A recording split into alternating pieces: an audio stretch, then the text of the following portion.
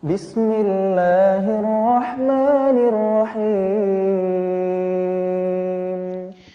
Alhamdulillah. Uhayyikum bitahiyatil Islam, tahiyatan min indillah, mubarakatan thayyibah. Tahiyata ahlil jannah wa tahiyatuhas salam. Assalamualaikum warahmatullahi wabarakatuh. Alhamdulillah alladzi an'ama alaina bi ni'matil ilmi wal amal, bi ni'matil ibadah wal akhlaq. Asyhadu an la ilaha illallah wahdahu la syarikalah wa asyhadu anna Muhammadan abduhu wa rasuluh. Allahumma iftah lana qulubana wa alhimna rusydana wahdina ila siratikal mustaqim. Faqala ta'ala a'udzu billahi as-sami'il 'alim minasyaitonir rajim. Ya ayyuhalladzina amanu ittaqullaha haqqa tuqatih wa la tamutunna illa wa antum muslimun, amma ba'du. Terima kasih kesempatan yang diberikan pengurus Masjid Al-Ikhlas, Bapak-bapak dan saudara-saudara jamaah Maghrib Masjid Al-Ikhlas, jamaah yang saya cintai, yang disayangi Allah Subhanahu wa taala. Bersyukur kita kepada Allah di Maghrib yang barokah ini, sekalipun ya udara cukup dingin karena tadi ada hujan. Alhamdulillah kita dapat hadir memenuhi panggilan Allah Subhanahu wa taala melaksanakan Maghrib berjamaah. Dan insya Allah kita lanjutkan dengan ngaji kitab Al-Adabul Mufrad, insya Allah. Ya, Al-Adabul Mufrad karya Al-Imam Al-Bukhari atau nama lengkapnya Al-Hafidz Al-Hujjah Abi Abdillah Muhammad bin Ismail Al-Bukhari. Dan sekarang kita masuk ke bab Jazaul Walidain. Babu Jazail Walidain. Bab membalas, ya, membalas kebaikan orang tua. Jamaah yang saya cintai, masa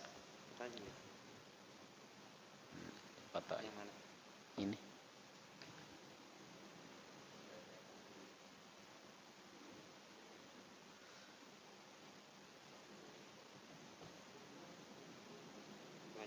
Ya. Jadi para jamaah, kalau kita jadi orang tua, ya, maka jangan pernah meminta balasan dari anak. Ya. Kalau kita jadi orang tua, jangan pernah meminta balasan kepada anak. Tapi kalau posisi kita sebagai anak, berusahalah untuk membalas kebaikan orang tua. Ya, sekalipun ya tentu tidak akan bisa membalasnya. Ya, jadi nggak boleh kebalik dalilnya, nggak boleh kebalik. Suka dengar nggak ada orang tua ngomong begini? Kamu tuh udah bapak sekolahin, bapak kuliahin, ya kan? Sekarang kamu dong. Nah itu nggak tepat kalau yang ngomong adalah orang tua kita. Tapi kalau orang lain yang ngomong nggak masalah. Misalnya orang lain yang ngomong ke anak kita, gitu. Nah, kamu itu sama bapak udah disekolahin, ya. Kamu tuh sama bapak udah disekolahin, udah dikuliahin. Sekarang kamu udah gajian dan kamu lihat orang tuamu lagi susah, perhatian dong. Nah, kalau orang lain yang ngomong, itu bagus, pas. apalagi orang tuanya miskin. Tapi kalau kita sebagai orang tua tidak perlu dan tidak boleh mengucapkan itu. Ntar dibalikin sama anak. Siapa suruh ngelahirin gua? Kan akan jadi menyakitkan. Nah, jadi kalau posisi kita sebagai orang tua, ya, maka tidak boleh meminta balasan kepada anak. Tapi kalau posisi kita sebagai anak, berusahalah sedapat mungkin membalas kebaikan orang tua. Walaupun tidak akan sanggup. Tapi ya sedapat mungkin lah. Maksud saya tidak akan sanggup itu artinya tidak akan mampu menyamai. Tapi sedapat mungkin harus.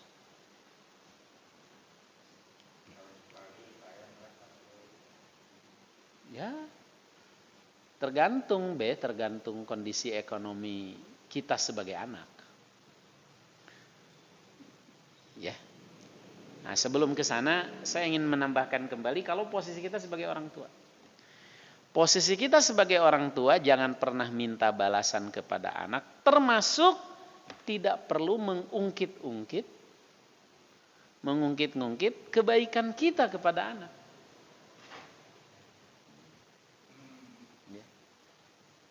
Tidak perlu. Apalagi posisi anak kita sudah dewasa. Terus bagaimana dong Ustaz? Disitulah pentingnya kita mendidik anak. Kalau kita mendidik anak dengan pendidikan agama yang baik, dia akan ngerti sendiri dengan ilmunya. Tapi kalau kita tidak mendidik mereka dengan pendidikan agama yang baik sehingga mereka tidak ngerti, ya, tidak perlu kita mengungkit-ungkit kebaikan kita apalagi minta balasan. Kalaupun ada yang mau disampaikan, minjemlah lisan orang lain. Ya. Misalnya anak kita tuh sama sekali nggak tahu, nggak ngerti gitu. Orang tuanya lagi susah, padahal dia sudah punya rumah, udah punya kendaraan misalnya kan, penghasilannya besar, tapi sama sekali sama orang tuanya itu nggak mau tahu, nggak mau ngerti gitu. Sama kita, kalaulah mau disampaikan itu minjem lidah yang lain. Apakah? Ya bisanya guru ngajinya, tidak sembarang lidah juga. Guru ngajinya misalnya. Atau orang yang cukup berpengaruh kepada dia. Ya, jangan sembarangan juga. Sembarangan orang, apalagi orang yang gak disukai anak kita, ya bukannya malah baik. Malah ngapain Bapak ikut campur urusan keluarga kami? Akan digituin. Bapak aja urus anak Bapak sendiri, akan digituin. Ya tentu minjem lidah ini, lidah guru ngajinya, atau orang yang cukup berpengaruh pada dia. Bahkan tidak salah kita minjem lisan atasannya di kantor. Kan bakal didengar kalau atasannya. Ya, itu kalau posisi kita sebagai orang tua kepada anak. Kalau posisi kita sebagai anak kepada orang tua, maka sedapat mungkin kita berbuat baik dan membalas kebaikannya. Sedapat mungkin. Kita gajian misalnya berbagi. Kita punya penghasilan berbagi sedapat mungkin. Ya. Sekalipun ya, andaikan semua diberikan pun tidak akan menyamai, tapi setidaknya ada upaya itu. Mari kita lihat hadis ke-10 di kitab ini. Ya. Haddasana Qabisah qol haddasana Sufyan an Suhel bin Abi Shalih an abihi an Abi Hurairah anin Nabi sallallahu alaihi wasallam qol la yajzi waladun walidahu illa an yajidahu mamlukan fayashtariyahu fayu'tikahu. Ya. Qabisah ya telah menceritakan kepada kami Sufyan dari Suhail bin Abi Soleh dari bapaknya dari Abu Hurairah dari Nabi SAW bersabda, la yajzi waladun walidahu, seorang anak tidak akan mampu membalas kebaikan ya bapaknya atau orang tuanya, ya, tidak akan bisa, tidak akan mampu seorang anak membalas kebaikan orang tuanya illa kecuali hanya satu, yaitu apa? An yajidahu mamlukan, dia mendapatkan bapaknya sudah jadi budak, jadi hamba sahaya, payashtariyahu payutikohu, dia membeli orang tuanya itu, budaknya itu, kemudian dimerdekakan, baru bisa sedikit menyamai, baru bisa mendekati menyamai. Nah ini perlu dijelaskan para jamaah, karena konteks hadis ini dalam kekinian tuh nggak nyambung, sebab di kita perbudakan sudah nggak ada. Jadi begini, dulu waktu Islam hadir, salah satu gaya masyarakat jahiliyah saat itu sering berperang antar suku. Bahkan gengsi satu kaum kalau sudah bisa mengalahkan suku yang lain. Misalnya ini suku A berperang dengan suku B. Itu gengsi satu kaum, satu kabilah itu akan terangkat kalau dia sering mengalahkan suku-suku. Sehingga kemudian menjadi kabilah yang tertinggi, terhormat, terkenal jagoan. Nah, dampak dari peperangan antar suku itu munculnya perbudakan. Tawanan kemudian jadi budak. Misalnya suku A berperang dengan suku B. Suku B ini kalah, maka apa? Yang mati jelas terbunuh. Nah, yang hidup ini kalau dia perempuan jadi budak yang dimiliki secara gratis, digauli segala macam. Kalau laki-laki jadi tawanan kemudian jadi budak, jadi manusia yang diperjualbelikan. Resiko kalah perang. Itu budaya jahiliyah. Resiko kalah perang, budaya jahiliyah. Ya resiko kalah perang ya kalau enggak mati ya jadi budak, jadi tawanan kemudian diperjualbelikan. Nah, anak yang lahir, anak-anak itu betul-betul dari sejak anak-anak sampai dewasa dia menjadi budak, boleh diperjualbelikan. Untuk bisa merdeka kembali menjadi manusia yang merdeka, manusia seutuhnya, ya harus dibeli oleh seseorang, kemudian yang membeli itu udah mulai sekarang kamu merdeka. Nah, Islam hadir menghapus perbudakan itu. Makanya coba lihat, di dalam Islam hampir setiap pelanggaran itu sanksi pertamanya merdekakan budak. Supaya apa? Supaya lama-lama budak itu habis, dimerdekakan semua. Terangkat derajatnya, luar biasa Islam. Jadi ketika Islam datang, perbudakan itu merajalela, rasidu dari perang antar suku. Nah, maka sahabat yang masuk Islam itu ada yang punya budak 10, ada yang punya budak sampai sekian puluh. Nah, ketika dia sudah menjadi muslim kan budaknya masih dia miliki. Nah, kalau orang-orang yang baik seperti Abu Bakar misalnya, budaknya dimerdekakan semua. Apalagi udah masuk Islam. Masuk Islam sudah kamu merdeka. Merdeka ya kembali menjadi manusia seutuhnya. Tidak lagi dipandang sebagai setengah binatang. Kalau waktu masih budak kan dianggap setengah manusia, setengah binatang. Kalau bapak-bapak lihat itu film-film yang menceritakan Arab masa lalu gitu kan. Kadang-kadang budak-budak itu kasihan. Ada yang dibawanya aja dirantai.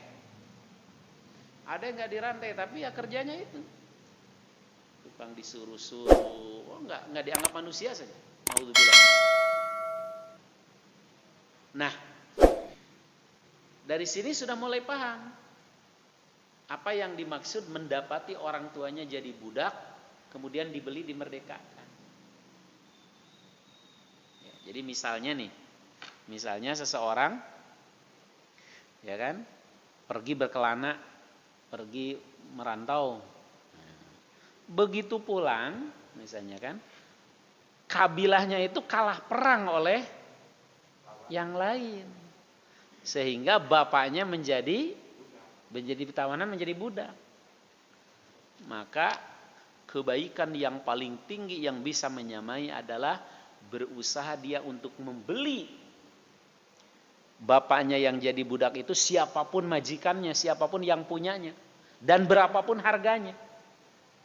Setelah dibeli kemudian kembali dimerdekakan. Hanya itu yang bisa menyamai. Hanya itu yang bisa menyamai kebaikan orang tua kepada anak. Bisa dipahami ya maksud hadis ini. Nah, jadi mengangkat derajat yang luar biasa dari asalnya setengah manusia kembali menjadi manusia merdeka. Nah, itu maksud hadis. Seseorang tidak akan mampu, seorang layaji waladun walidahu, seorang anak tidak akan mampu membalas kebaikan orang tuanya, bapaknya, kecuali ketika dia mendapati bapaknya dalam keadaan jadi budak lalu dibeli dan dimerdekakan. Hanya itu. Artinya apa? Artinya kebaikan yang lain, dari mulai ngasih duit, ngasih harta, ya, atau dalam pengabdian sehari-hari mulai nyuapin, mandiin, ngegendong, mangku, itu semua tidak mampu menyamai kebaikan orang tua dulu kepada anak. Tapi tetap harus dilakukan. Sekalipun tidak menyamai, tetap harus dilakukan. Makanya Islam hadir, salah satunya juga menempatkan berbakti kepada orang tua itu kedua setelah mengabdi kepada Allah.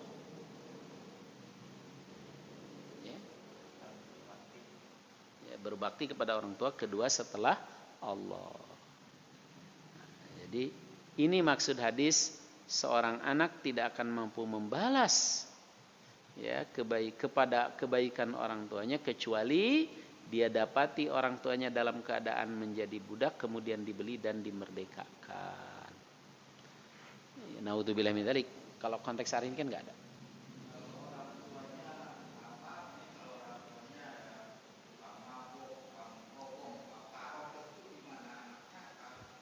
Iya.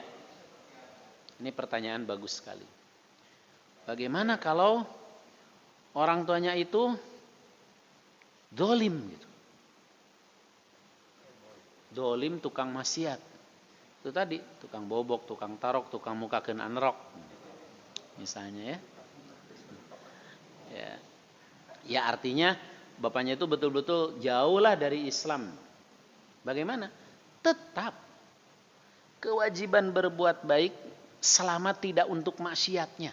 Tetap. Nggak boleh tapi dibeliin minuman. Bapaknya tukang mabok, beliin minumannya nggak boleh. Kalau itu tentu enggak. Iya. Oh, kita dalam rangka berbuat baik pada orang tua, bapaknya tukang mabok udah dibeliin minuman. Dikasih uang dipakai judi misalnya kan. Maka tentu berbuat baiknya tetap, tapi maksiatnya tidak boleh didukung. Maka berikan itu tidak boleh dalam sesuatu yang bisa digunakan untuk maksiat. Kalau ketahuan dikasih duit bakal dipakai judi, dipakai mabok, jangan dikasih duit.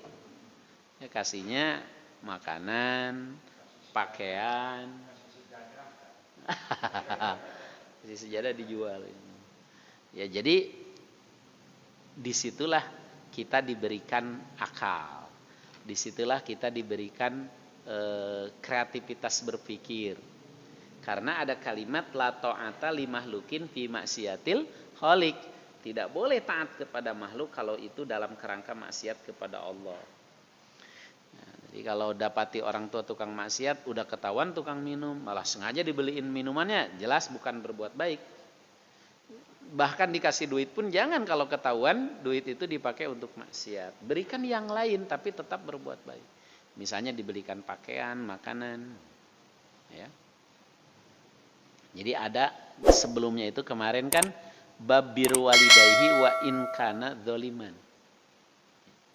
Tetap berbuat baik kepada orang tua walau dia dolim. Ya kan? Maksiat kan jelas kedoliman. Makanya di Quran kan hanya tidak boleh itu ketika disuruh musyrik aja nggak boleh turut, dan maksiat-maksiat lain. Ya. Wa in jahadaka ala an tusyrika bi ma laysa laka bihi ilmun fala tutihuma. Kalau keduanya memaksa kamu untuk berbuat musyrik, baru jangan ditaati. Demikian juga ketika apa yang kita berikan dipakai maksiat. Ya. Nah, jadi para jamaah yang saya cintai, ketika ngaji bab ini, maka posisikan kita secara benar. Kalau kita sebagai orang tua, jangan menjadikan hadis ini sebagai alat menekan anak. Lu harus berbuat baik lu sama gua lo. Ya, lu tuh nggak akan bisa balas kebaikan gua, nggak boleh. Bukan itu maksudnya. Hadis itu untuk kita kepada orang tua kita. Kalau kita kepada anak, maka tadi jangan ngungkit-ngungkit kebaikan segala macam. Kalau dibalikin sakit hati kita. Kalau anak kita berani nyeletuk, siapa suruh? Mau bilang apa? Kan jadi ribut. Disitulah pentingnya pendidikan. Ya. Jangan sampai kemarin kan, anak berapa? 18 tahun ya, yang menikam orang tuanya dengan 32 tikaman. Kan miris dengernya, naudzubillah min dzalik. Masih nyengir lagi. Astagfirullah. Naudzubillah. Makanya kalau kepada anak itu tidak perlu kita menagih kebaikan-kebaikan kita. Cukup mereka dididik dengan pendidikan agama, dengan akhlak, mereka akan paham sendiri. Tapi hadis yang kita sedang bahas ini adalah bagaimana kita kepada orang tua kita. Ya, sedapat mungkin berbuat baik, sedapat mungkin membalas kebaikannya. Bahkan di dalam hadis lain, anta wa maluka li abika. Anta wa maluka li abika. Kamu dan harta yang kamu miliki itu hak bapamu. Jadi kalau orang tua kita ngambil harta kita nggak bilang-bilang, itu punya hak. Boleh. Tapi kita nggak boleh seenaknya pakai barang orang tua. Nah, di masyarakat kita kan kebalik. Ya kan? Di masyarakat kita kebalik. Justru kalau jauh terus lupa. Justru di masyarakat kita kebalik. Kalau anak seenaknya pakai harta orang tuanya, giliran orang tuanya pakai harta anaknya, ada kasus yang anak melaporkan ibunya sampai ke pengadilan. Naudzubillah min dzalik. Naudzubillah min dzalik. Padahal anta wa maluka li abika, kata Kanjeng Nabi, kamu dan harta yang kamu miliki itu masih hak bapamu. Jadi kalau orang tua kita make harta kita, ngambil harta kita tanpa izin, tanpa bilang, itu boleh, hak dia. Wong kita dan harta yang kita miliki itu hak mereka. Tapi sebaliknya kita tidak boleh seenaknya make harta orang tua. Jangan kebalik. Di masyarakat kita ada istilah, kalau orang tua kaya, anak jadi raja. Giliran anak kaya, orang tua jadi badega. Jadi pembantu, naudzubillah. Dalam hadis lain, di antara ciri kiamat kan antalidal amatu robbataha. Kalau seorang budak wanita sudah melahirkan tuannya. Itu di antara ciri kiamat. Ketika amat budak wanita melahirkan tuannya. Maksudnya apa? Ketika anak sudah menganggap ibunya sebagai pembantu, bahkan sebagai budak, naudzubillah min dzalik. Ya kan? Orang tua bahasanya aja numpang di rumah anak. Kan kurang ajar tuh bahasanya aja.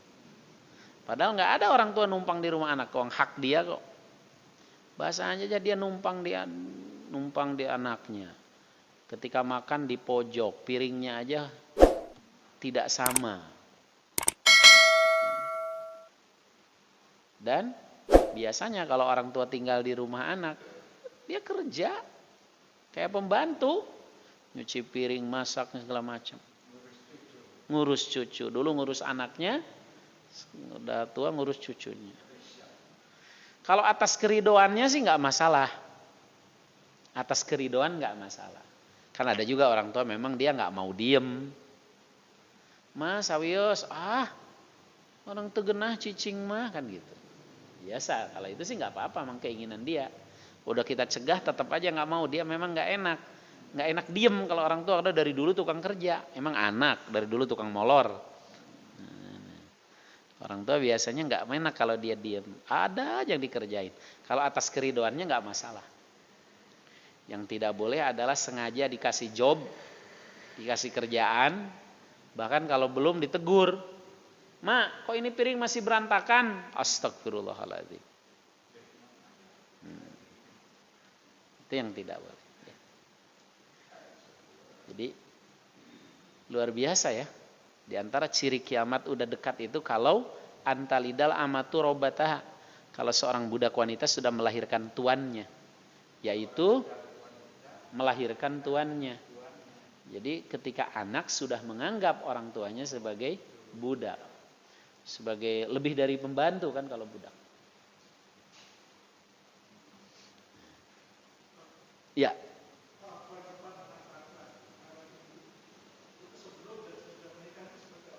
Nah,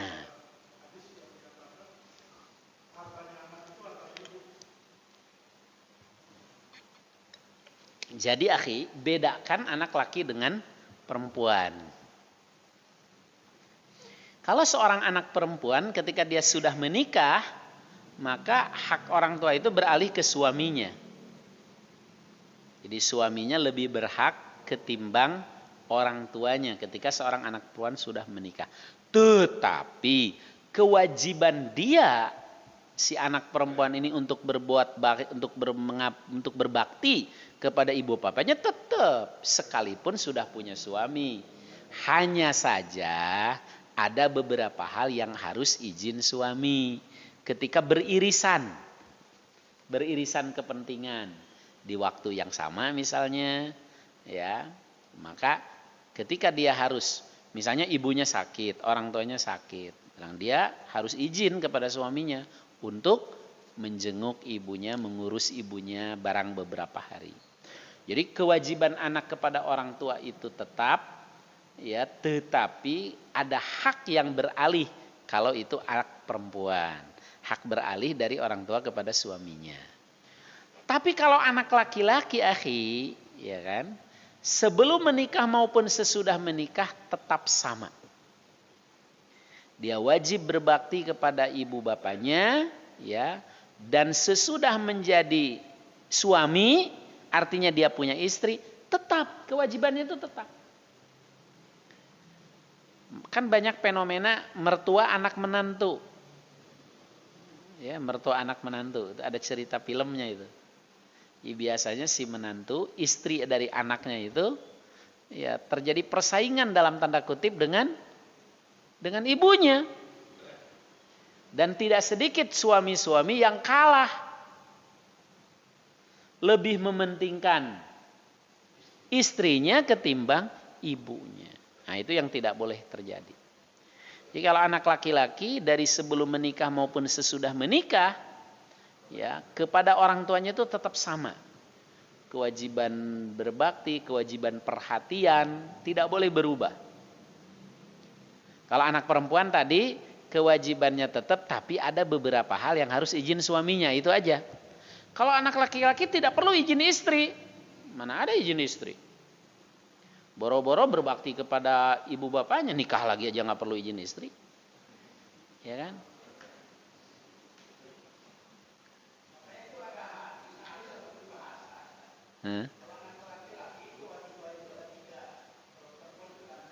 Heeh.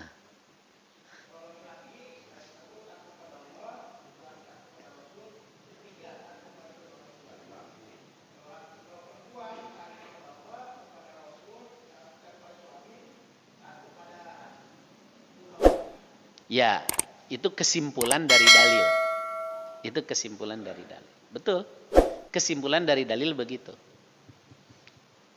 Maka tadi yang akan sebut itu bahwa harta kita itu adalah milik orang tuanya, itu hadisnya tadi, anta wa maluka li abika. Engkau dan hartamu itu milik bapamu dalam konteks yang hadis. Di hadis yang lain, ibunya lebih berhak atasnya. Jadi misalnya seorang suami habis gajian, dia belum ngasih ke istrinya, tapi mendahulukan ibunya, itu benar. Itu benar. Dan istri nggak boleh protes. Nggak boleh kata si istri, sekarang kan saya istrinya, saya dulu lah. Masa orang tuanya dulu? Nggak bisa. Ya kan? Seorang suami, dia mendahulukan ibu bapaknya ketimbang istrinya, itu benar. Bukan dibenarkan, itu benar. Walau nggak bilang ke istri. Kan tidak ada hak-hak suami, akhi. Ada hak suami, ada kewajiban suami. Menafkahi istri itu kewajiban suami. Tapi bukan berarti bahwa semua pendapatan suami harus dikasih ke istri. Enggak. Kewajibannya hanya sebatas yang terpenuhi kebutuhan dasar. Jadi tidak berarti kalau suami yang baik itu ATM yang megang istri, gajian semua yang nguasain istri, sampai untuk berangkat kantor aja minta ongkos. Bukan suami yang baik itu, dayus. Iya.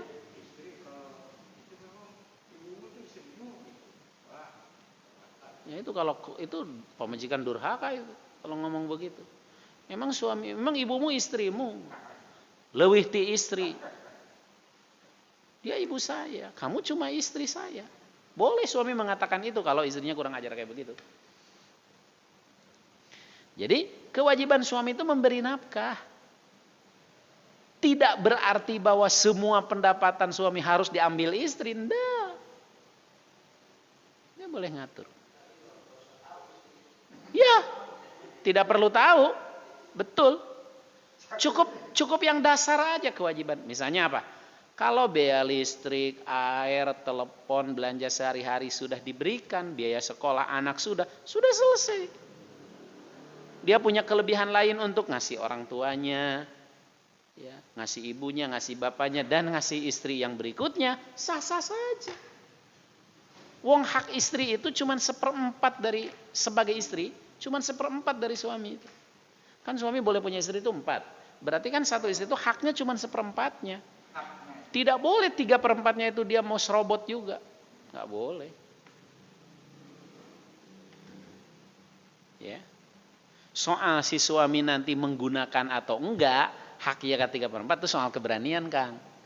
Tapi bahwa hak si istri cuma 1/4-nya, tidak boleh kemudian, saya kan istrinya harus tahu saya. Siapa bilang harus tahu saya? Saya kan istrinya, ke saya dulu dong, biar nanti saya ngasih ke ibunya. Siapa yang bikin aturan begitu? Bukan aturan Islam. Aturan Islam itu suami menafkahi istri yang merupakan kewajiban dasar, kebutuhan belanja, pendidikan anak, kebutuhan sehari-hari. Kalau itu sudah terpenuhi, sudah selesai, dia sudah memenuhi. Selebihnya dia mau pakai untuk orang tuanya, dia mau nabung, dia mau menolong janda muda, cantik pula. Silahkan. Jangan selalu kalau nolong tuh janda tua kan gitu. Janda muda cantik pula dinikahi pula gitu. Silahkan. Tidak ada ketentuan bahwa harus istri tahu, bahkan harus izin istri. Dari mana?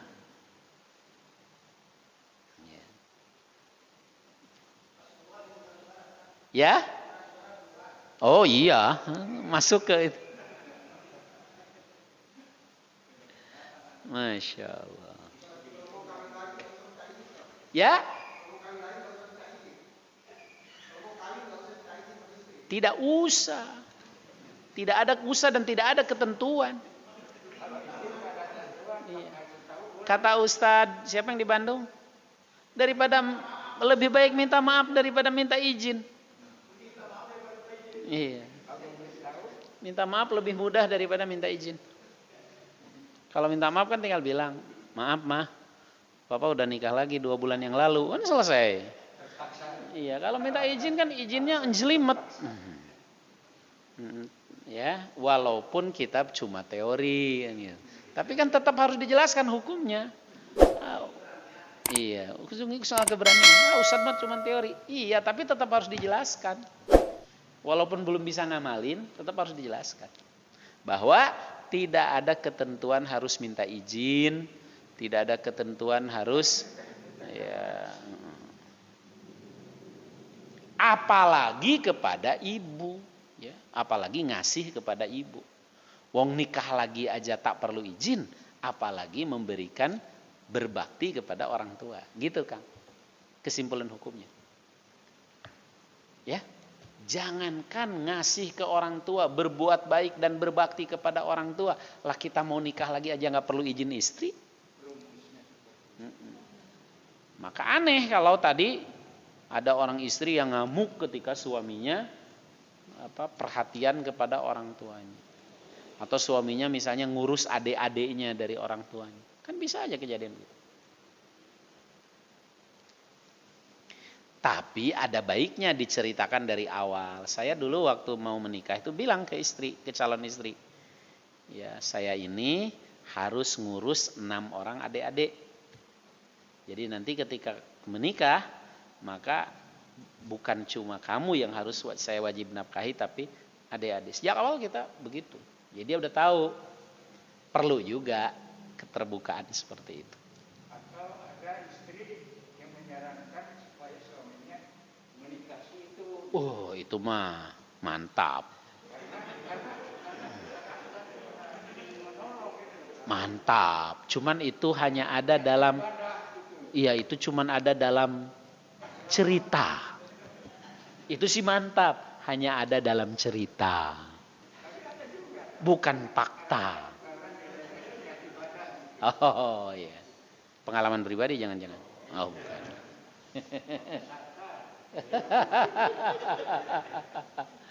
Aduh. Pengalaman. Iya, silakan.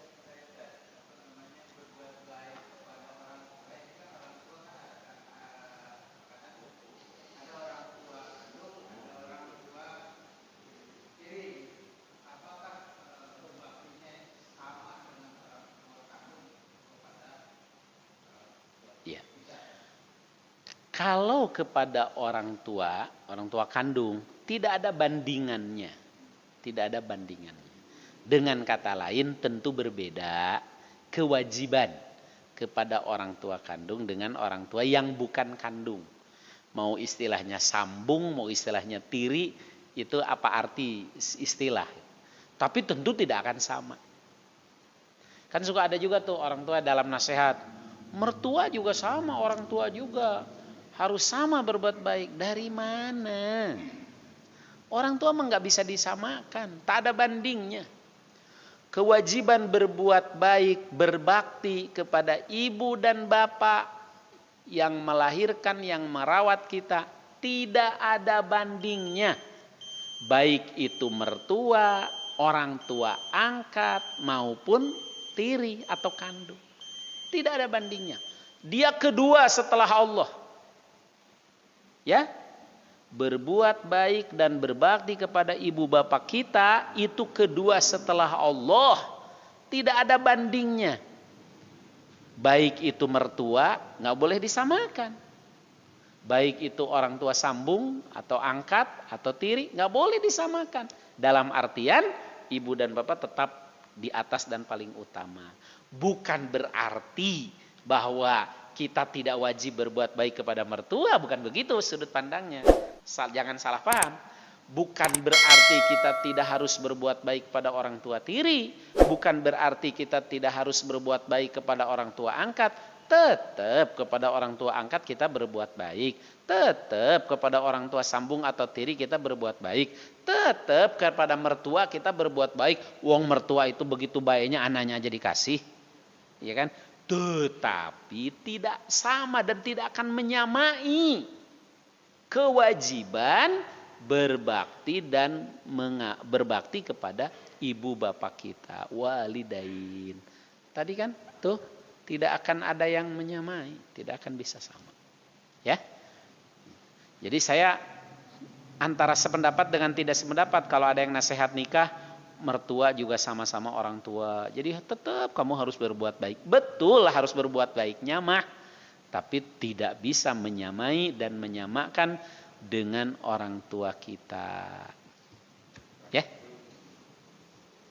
Baik, waktunya habis. Inilah ngaji kita malam ini. Insyaallah pekan depan masih berlanjut dengan hadis berikutnya, ya. Dudukan secara pas dan proporsional. Ketika kita jadi orang tua, jangan pernah mengutak-ngatik, mengungkit-ungkit kebaikan kita kepada anak. Tapi kalau posisi kita sebagai anak, wajib berbakti kepada ibu bapak kedua setelah Allah. Baik dengan perhatian materi, tenaga, pikiran, dan lain sebagainya. Bahkan doa yang sudah tidak ada, doa. Ulah elat. Jangan sampai kelewat doa setiap selesai sholat atau dalam setiap kesempatan. Ya. Rabbighfirli wali walidai warhamhuma kama rabbayani shaghira. Demikian, Rabbana atina fid dunya hasanah wa fil akhirati hasanah wa qina adzabannar. Subhanakallahumma bihamdik asyhadu an la ilaha illa anta astaghfiruka wa atubu ilaik.